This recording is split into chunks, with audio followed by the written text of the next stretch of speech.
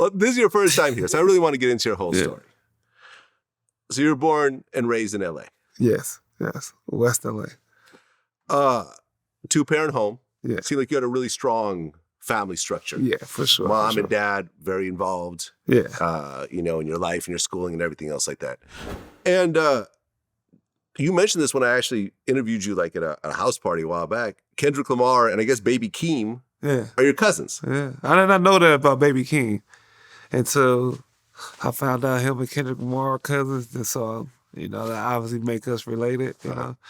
But that's dope. That's dope to have two entertainers. One of the greatest right now. I think top 5 for sure. So especially in our era. So yeah, they both have Grammys now, I think too. Yeah. So two Grammy-winning artists are related to you. For sure. That Very bloodline dope. is crazy. Very dope. So you grew up in the Valley. Yeah. So what was the Valley like? We're talking about the 90s. Well, I grew up in L.A. first. I got bussed out here to the Valley because I got kicked out. Yeah, I got kicked out. What part of LA did you? West LA, like South Central off of Cadillac and La Cienega and like Pico, La Cienega. Got it. Yeah, so grew up in, gang-related neighborhood, Crip neighborhood, so I seen it all.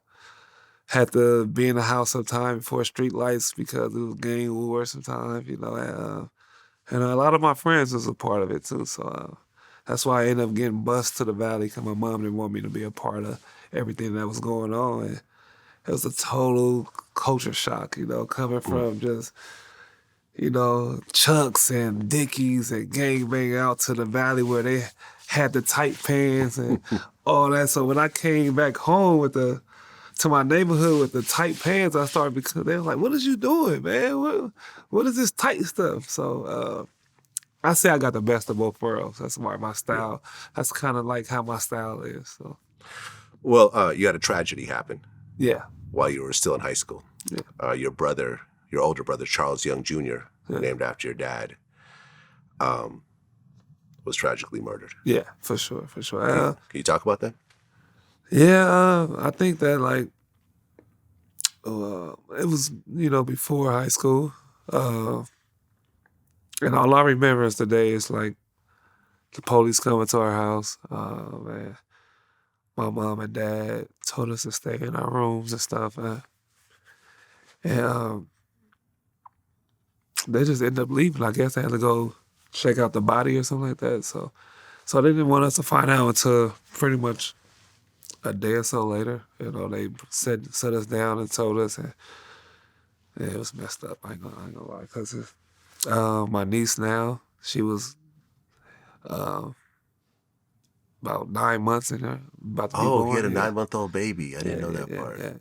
Man, I'm so sorry. So yeah, she really never got a chance to grow up with her dad. So that sucks, So I call her like my sister because we practically raised her. It was tough. It was a tragedy, but I say it brought us closer together as a family. And kind of made us stronger, made us, more of a tight niche. Well, he was killed by a blood, I guess, and he mistook him for a gang member, which he was not. He was a working guy, and I guess he had like a used Benz that he saved up his money for. And So he got killed. And he had a fiance. Jim Gilligan at Jim Gilligan Park. Yeah. By a 16-year-old. He was 20. Dude was 15 or 15. And he was 21, 22. Yeah. He only got 10 years for that too. So that's tough. That's hurt the worst right there. Only 10 years. Yeah. Did any of those guys ever reach out to you or try to apologize? Yeah, he reached out. Really? The guy who killed your brother reached out to you? I guess he changed his life or something. Reformed. He tried to start like a youth program or something like that to better kids' lives and stuff. So he reached out. We had like a documentary. They want us to meet and doing a documentary, but my dad and mom went crazy, and nobody want to meet the person that killed your brother. No, of course not. It'd have been too much. I think. Yeah, my dad probably would have tried to kill him. So, didn't your older brother have a breakdown around that as after well? that, yeah. So after my brother was killed, my second oldest brother had a nervous breakdown after. It was too much for him. So pretty much I lost like two brothers at one time, right? So he ain't been the same since. So, Oh, he never fully recovered after that? so Because he ended up in an institution, right? yeah, he was in the institution in and out for about 15, 16 years, 20. So, and now he's finally at home. Yeah, man. Yeah, it's tough. And I guess you ended up getting put in a school, and some of the fellow gang members of the guy who killed your brother were like in classes with you? Yeah, Dorsey. That's why I couldn't take. Yeah. That's why I got kicked out, because I couldn't go to that school no more. I was ditching and wasn't going there, because the first day it was like where he got killed at was probably pretty much like a couple blocks down.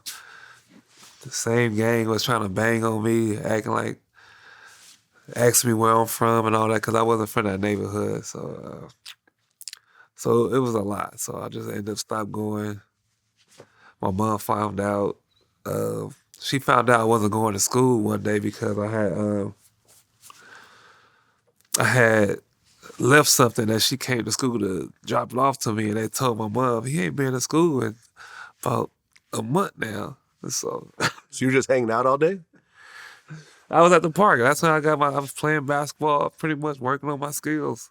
I say that. So I was at the park just playing basketball, hanging out. Wasn't doing nothing like, pretty much bad. I was just wasn't going there. It was too much for me to go there. So I found out things to do, and that's where I think I got better, because I was pretty much playing basketball every day.